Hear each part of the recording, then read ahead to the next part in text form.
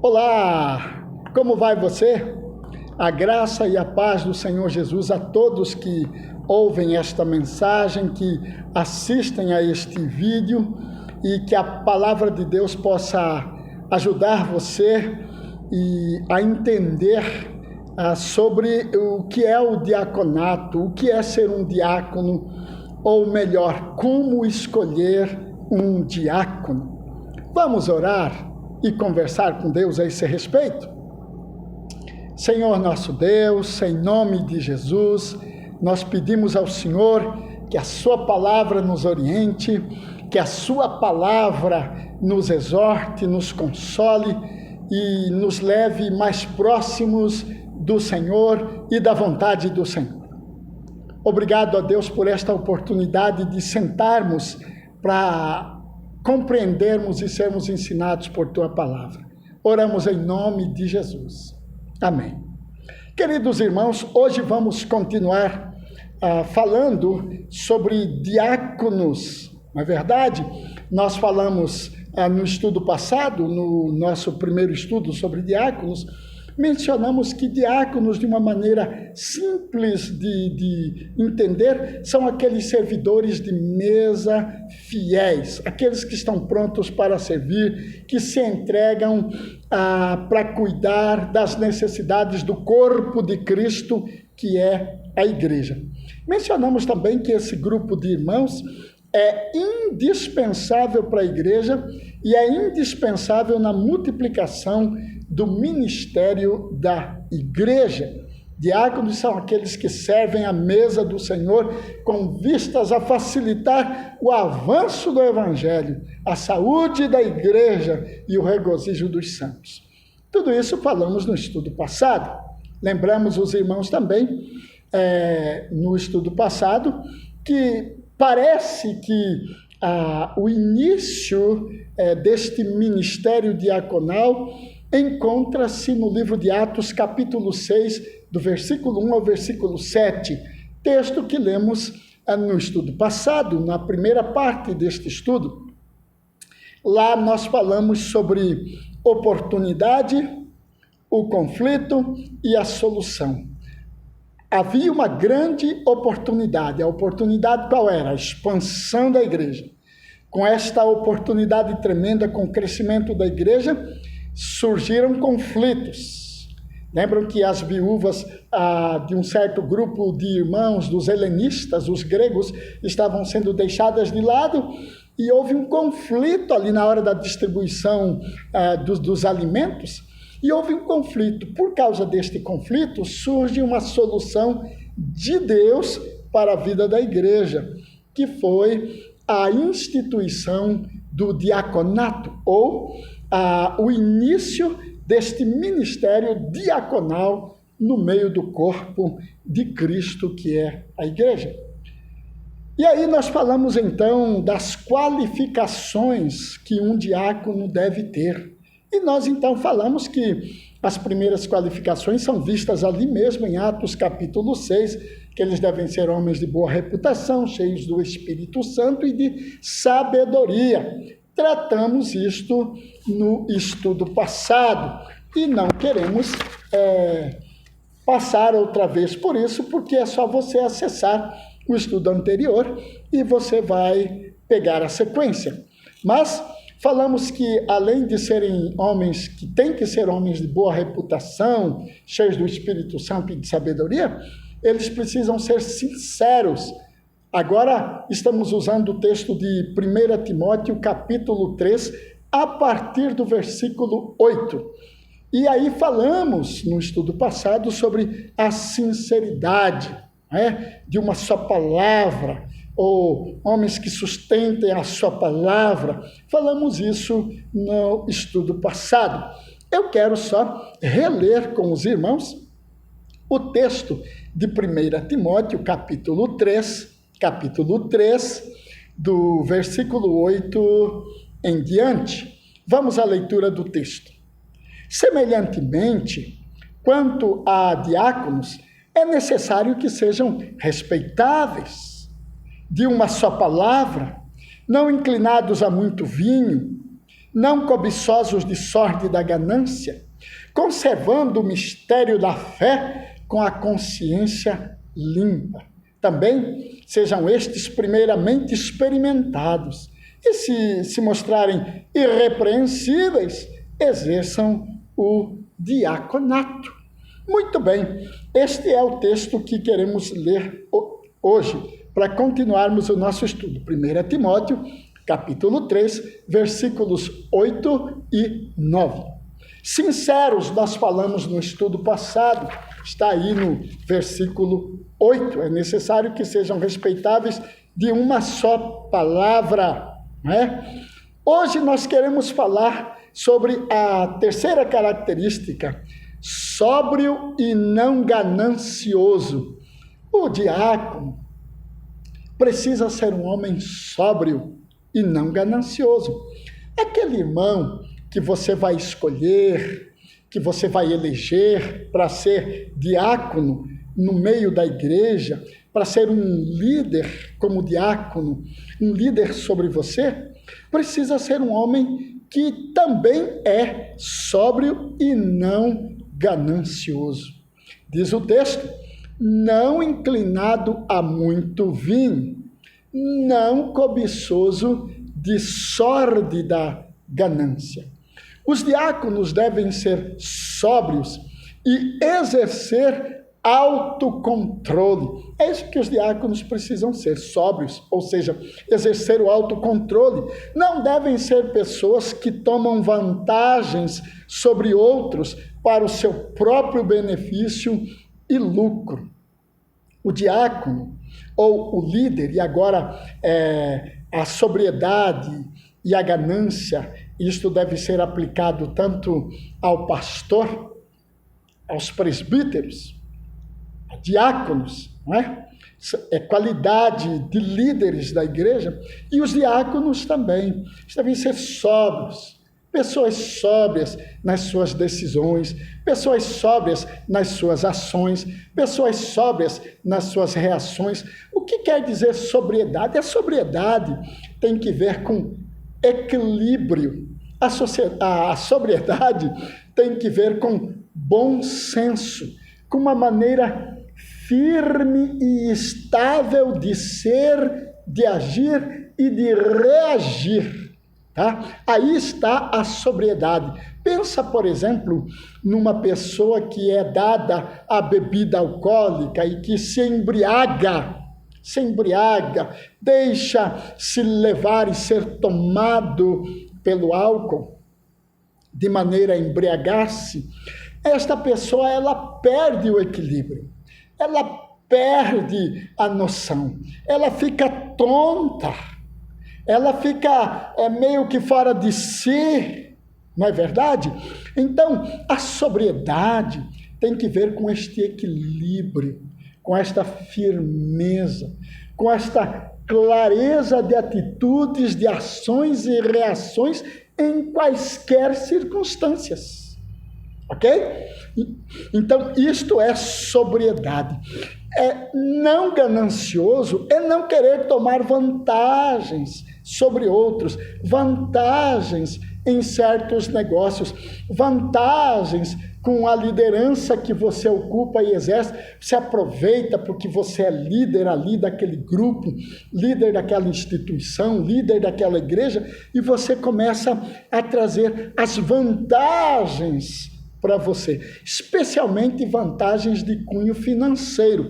Mas não está fora da palavra ganância outros tipos de vantagens que as pessoas tomam para si por causa do cargo que exercem, da liderança que têm, ou da proeminência em determinados locais, funções e empresas e até mesmo em instituições religiosas.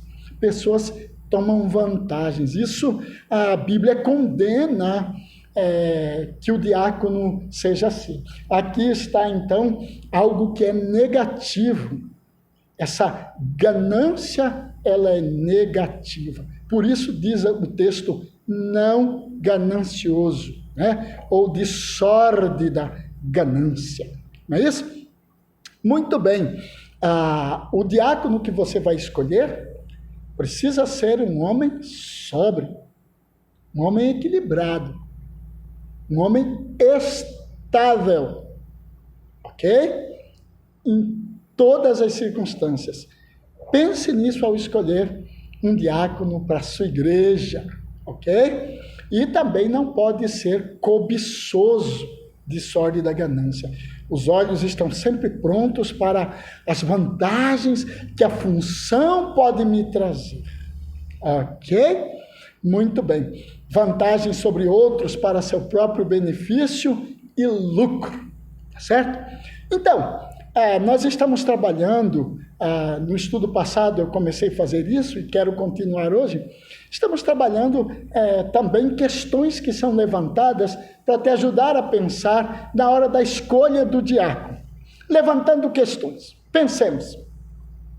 O candidato que estamos escolhendo, ou que está sendo apresentado pelo Conselho da Igreja para que nós escolhamos, para que nós elejamos, esse candidato exerce o autocontrole sobre a bebida alcoólica? Esse candidato exerce autocontrole sobre bebida alcoólica? Pense nisso. Você conhece o candidato que está sendo apresentado a você. Segundo, o candidato demonstra generosidade, autonegação ou demonstra ganância em seus assuntos financeiros e pessoais? Quando você ouve esse irmão aí no meio da congregação, quando você está se relacionando com ele, você percebe que ele é uma pessoa generosa? É uma pessoa que se nega-se a si no sentido de tomar vantagens, de tomar lucros? Ou você percebe que ele é ganancioso, que ele está sempre atento para assuntos financeiros e querendo, de alguma maneira, estar no meio para obter vantagens? Ele está sempre querendo, não é? Como é esse candidato? Terceiro, esse candidato a diácono demonstra cuidados pastorais quando interage com as pessoas? Você percebe que esse candidato que o conselho apresentou para a igreja eleger, que os irmãos apresentaram para a igreja eleger ou escolher, esses candidatos são homens que demonstram cuidados pastorais quando interagem com as pessoas? Você ouve desses homens ou desses candidatos cuidados com as pessoas, interesses para com Cristo na vida desse candidato? Ele está interessado no crescimento espiritual do rebanho? A conversa dele sobre pessoas do rebanho é uma conversa voltada para o cuidado, para a proteção e para o ânimo das ovelhas de Cristo? Ele demonstra cuidados pastorais? Quarta questão, para te ajudar a pensar na hora de eleger o diácono. Esse candidato, ele é honesto em seu procedimento financeiro? Esse candidato é honesto em seu procedimento financeiro? Você ouve que aí na cidade o que ele compra, ele paga?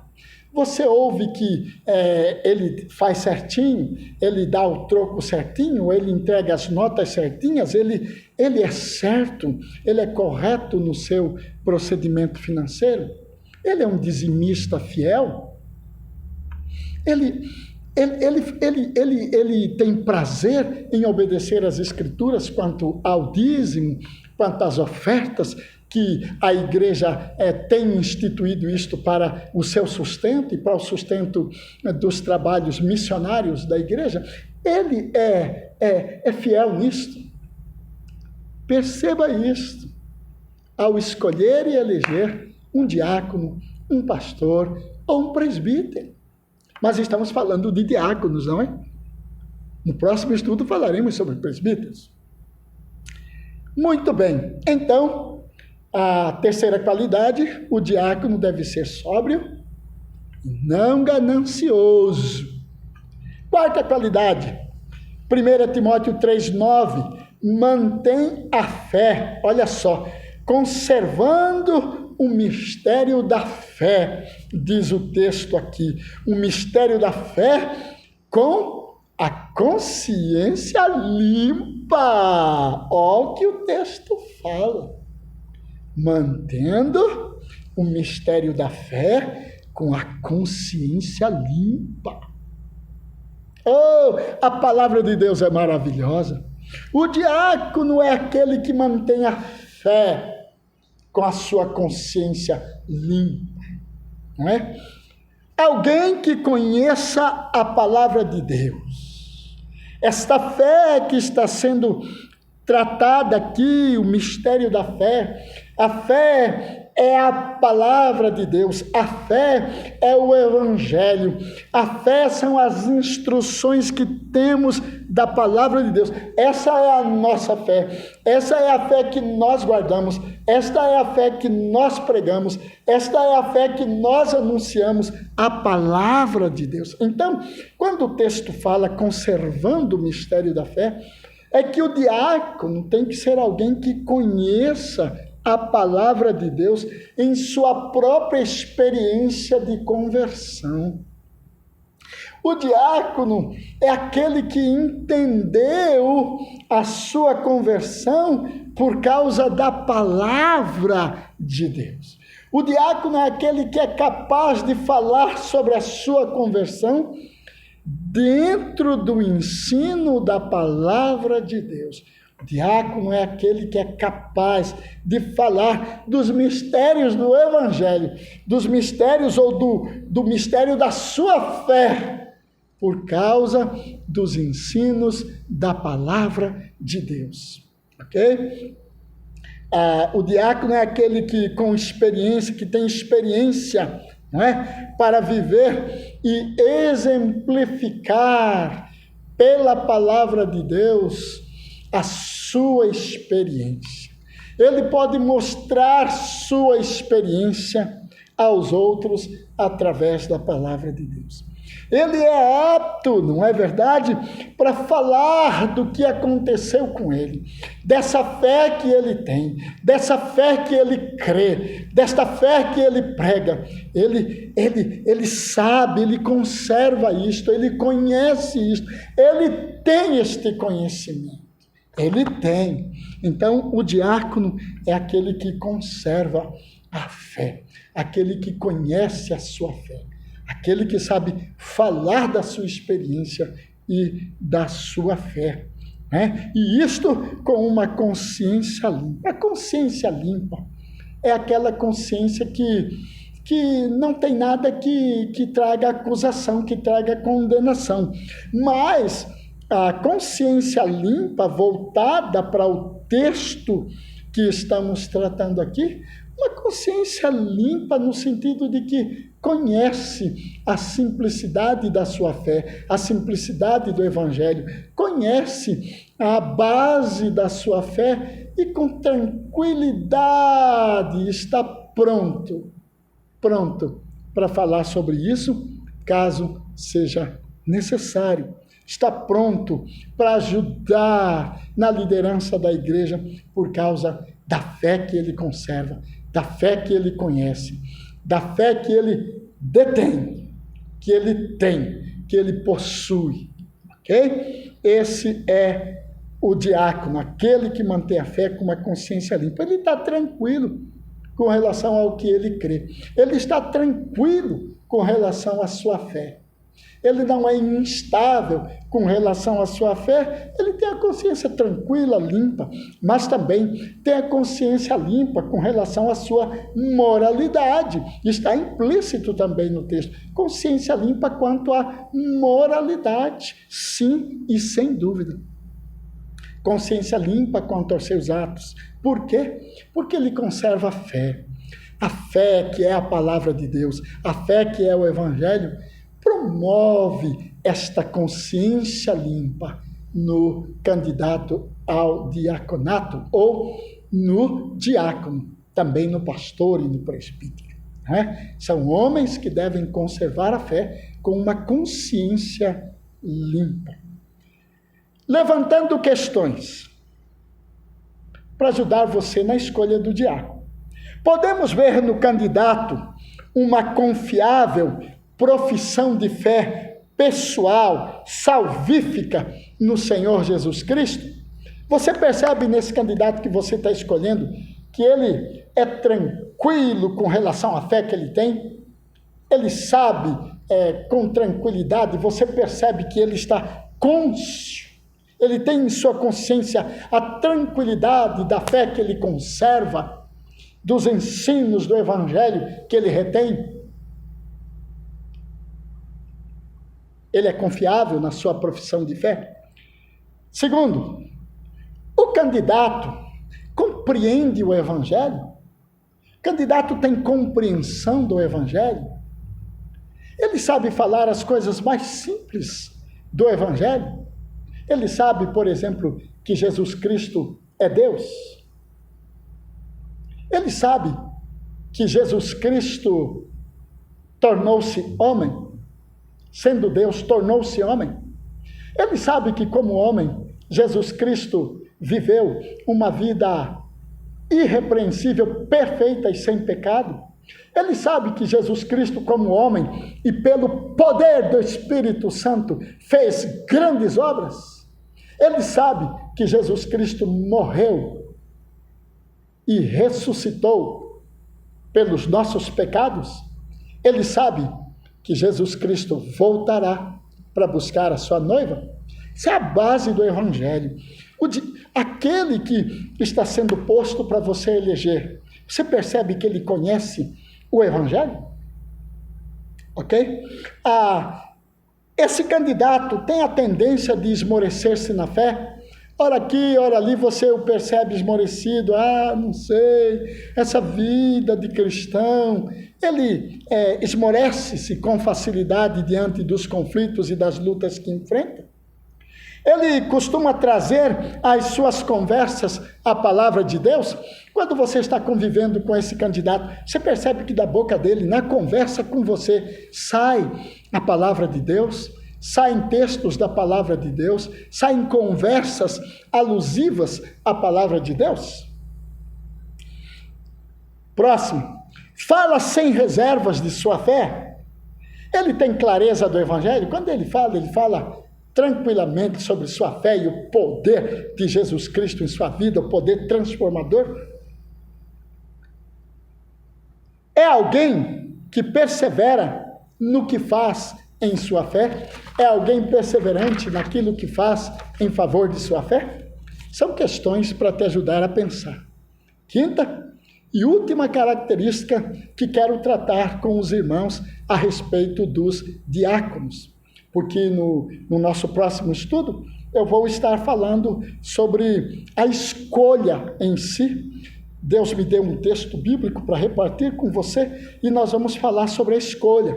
E aí eu vou falar sobre o compromisso que eu e você precisamos ter diante de Deus na hora da escolha, na hora da eleição. Ok? Quinto, experimentados e irrepreensíveis. Experimentados e irrepreensíveis. 1 Timóteo 3, versículo 10. Também sejam estes, primeiramente, experimentados, e se mostrarem irrepreensíveis, exerçam o diaconato. Então, o versículo 10 diz que esse candidato, ele tem que ser experimentado. Como vamos ver esta questão de ser experimentado? Existem algumas denominações que, antes de trazer o candidato para uma eleição ou para a escolha da igreja, essas denominações colocam aqueles candidatos por um período chamado de período probatório ou período de experiência. Não é o nosso caso. A experiência, no nosso caso, ela tem que ser vista pela igreja. Esta pessoa tem que ser analisada pela igreja com base nas características bíblicas que temos tratado até agora. Então, por isso é necessário que o pastor instrua a igreja, que os presbíteros instruam a igreja a respeito do diaconato, para que você perceba se essa pessoa é experimentada ou não para o ofício do diaconato. Ok? Experimentados e irrepreensíveis. Servir a outros prova o nosso amor, prova a capacidade da nossa paciência. Então, esses futuros diáconos certamente já estão sendo provados. Esses candidatos que vão ser apresentados a você, à igreja, não é isso? Eles já estão sendo experimentados, já estão sendo observados pelos presbíteros, pelos pastores, mas devem estar sendo observados também por você, igreja. Por você que vai escolher e eleger.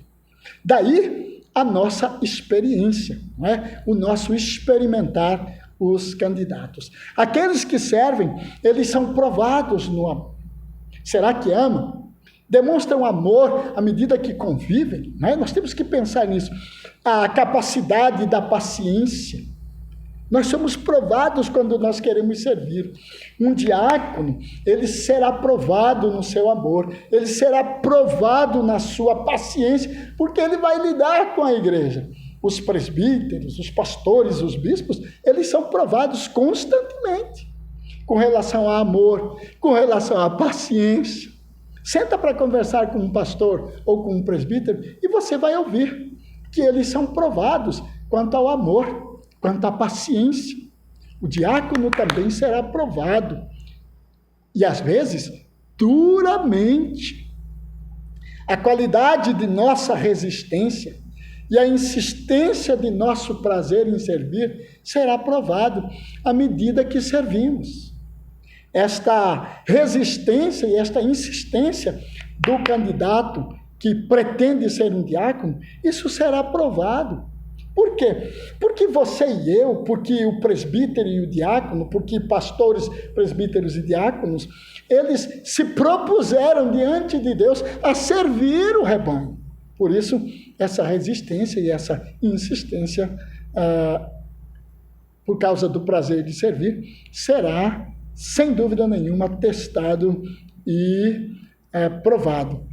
Irrepreensíveis, estamos falando no estudo quanto aos presbíteros, estamos tratando desta palavra na língua original, no grego, já falamos sobre isso, e estamos falando, e quando você estiver me ouvindo falando sobre presbíteros, preste atenção nesta qualidade que é ser irrepreensível. Aquele que não há nada em sua vida ou na sua conduta, nas suas ações, que sejam reprováveis, ou que alguém possa trazer para ser reprovada. Não é verdade? Questões ou situações questionáveis, situações que lancem interrogações ou dúvidas do procedimento, da ação, do que se faz. Não é verdade?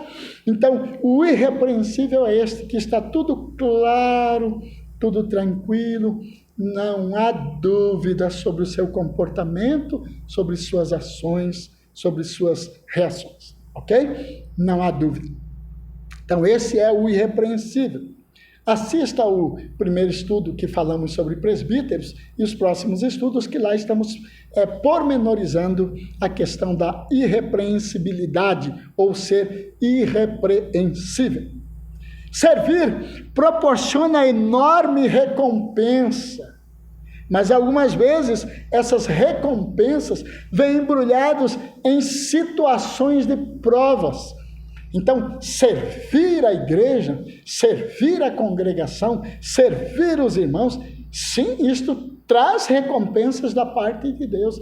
Mas essas recompensas, muitas vezes, vêm embrulhadas com provas, com o fato de sermos testados e experimentados para sermos aprovados e continuarmos no ofício.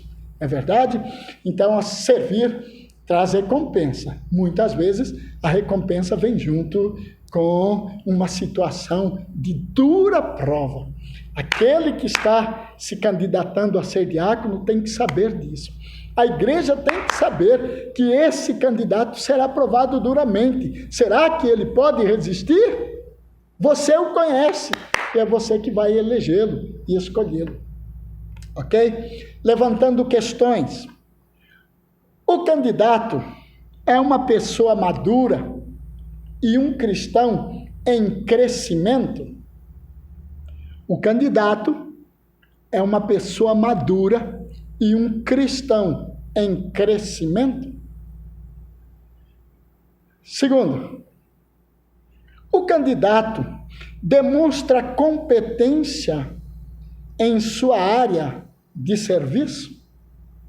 O candidato demonstra competência em sua área de serviço. O diácono precisa ser alguém competente.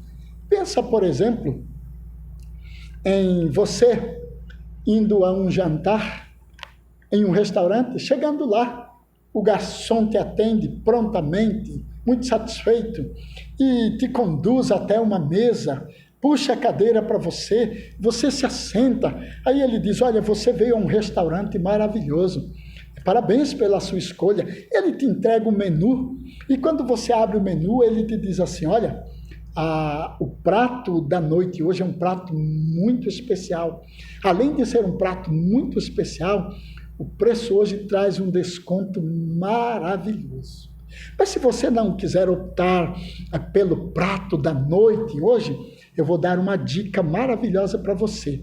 Você está vendo esse terceiro prato aí no seu menu? Esse prato é incrível. Esse prato é preparado pelo mestre da cozinha, e o mestre aí é um mato-grossense, mestre por excelência, faz uma comida e tem um tempero mato-grossense especial. Eu indico esse terceiro prato aí do seu menu. R$5 mais caro, só isso, mas é formidável. Vale a pena esse terceiro prato aí, ok? E ele diz para você, olha, estou aqui do seu lado, qualquer coisa, só chamar, estou à sua disposição.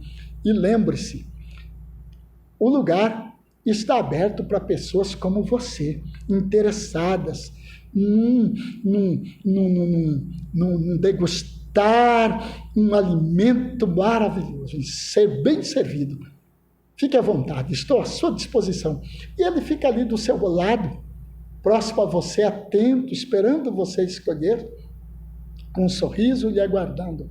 Ora, este é alguém que é um garçom que demonstra competência. Por outro lado, você chega em um restaurante para ser servido e um garçom ali parado na porta diz a você assim, bom dia, boa noite, fique à vontade. E aí você caminha sozinho até a sua mesa e você mesmo puxa a cadeira e o garçom fica lá tranquilo, com o rosto sisudo, tranquilo, esperando você estalar o dedo. E então você estala bastante o dedo aí, ele vem, pois não, diz para você, eu queria o prato da noite. Ok, traremos em poucos minutos. Aguarde, por favor.